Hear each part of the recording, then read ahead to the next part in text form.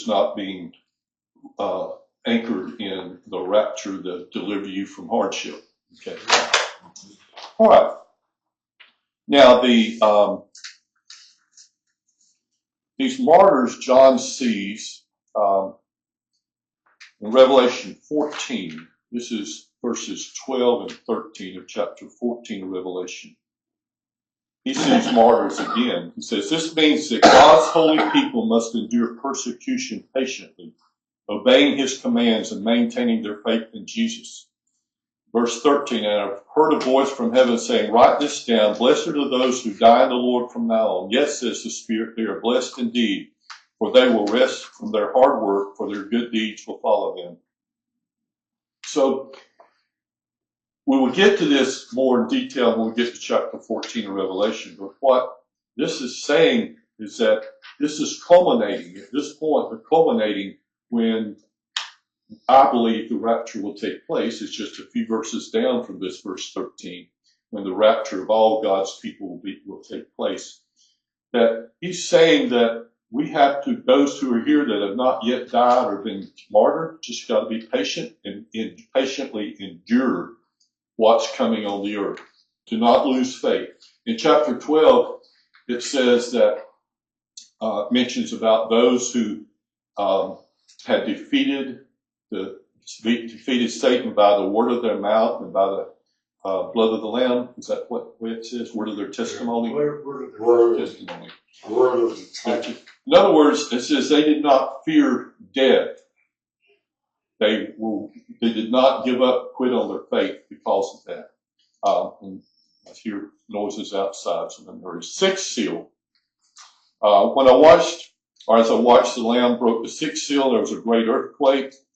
The sun became as dark as black cloth, and the moon became as red as blood. And the stars of the sky fell to the earth like green figs falling from a tree shaken by a strong wind. The sky was rolled up like a scroll, and all the mountains and islands were moved to their places. Then everyone, kings of the earth, the rulers, generals, the wealthy, the powerful, every slave and free person, all hid themselves in the caves and among the rocks of the mountains. And they cried to the mountains and the rocks, fall on us and hide us from the face of the one who sits on the throne and from the wrath of the Lamb. For the great day of their wrath has come, and who is able to survive? So when the sixth seal is broken, this is the first mention of an act of God in the tribulation. That God sends this earthquake. I believe this is going to be not just a earthquake, it's going to be a major earthquake, obviously, that will probably cause volcanoes to erupt, which is why it looks like stars are falling, why the sun is darkened out because of volcanic ash. It's going to be a very dreadful time, and when the sixth seal is broken, they cry out to die because they're so fearful of what's yet to come. You know, there's going to be people who have heard the story and know about the end time, maybe went to church, who will not turn to God. It says later on as we read that there will be many who refuse to repent and turn from their sins and curse God because of all of this going on. That they will recognize this is from God, but yet they refuse. They are so hard-hearted that they refuse to turn. I was reminded of Matthew 24 again, verses 21 and 22. For there will be greater anguish than at any time since the world began, and it will never be so great again. In fact, unless that time of calamity is shortened, not a single person will survive, but it will be shortened for the sake of God's chosen ones. There again, for the believers. Okay, and the chosen ones also are considered to be Israel at this time too. All right, so we're almost out of time. There's an interlude now that takes place in chapter 7.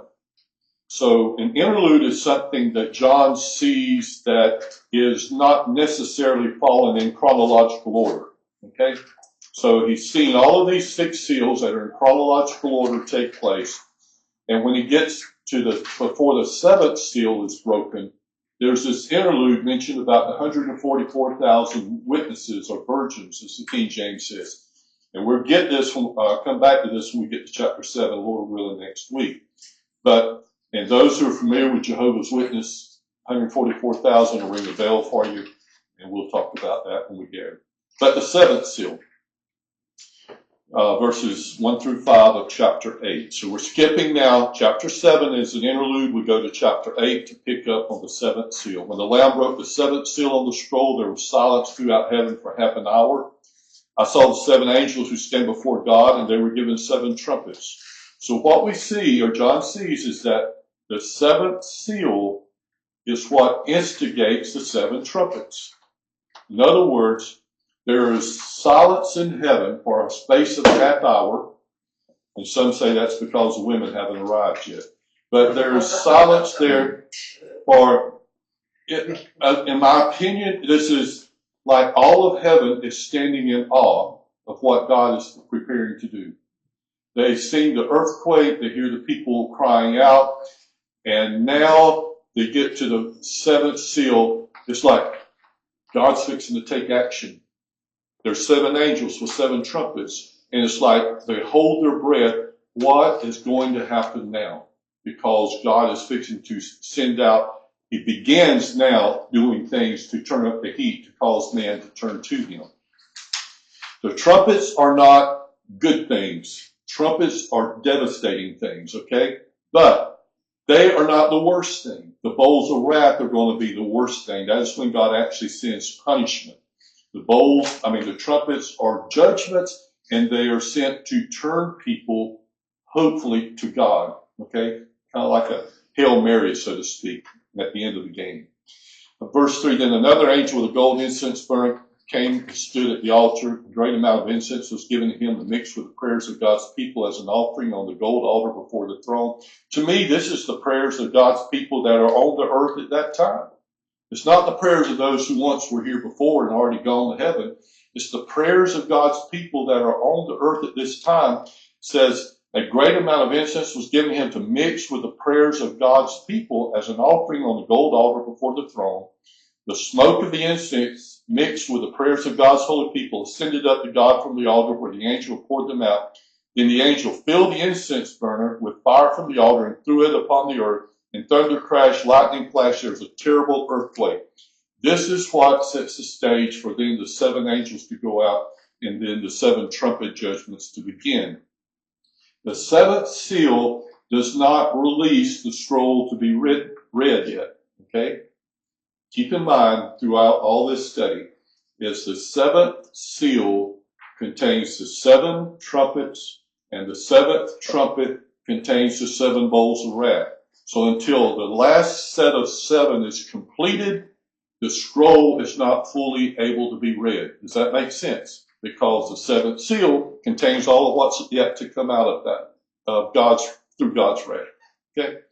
And so this will all be completed when we get to the end of the tribulation period. So all this will take place over a period of 7 years. Is that too much information? Is that? That's good.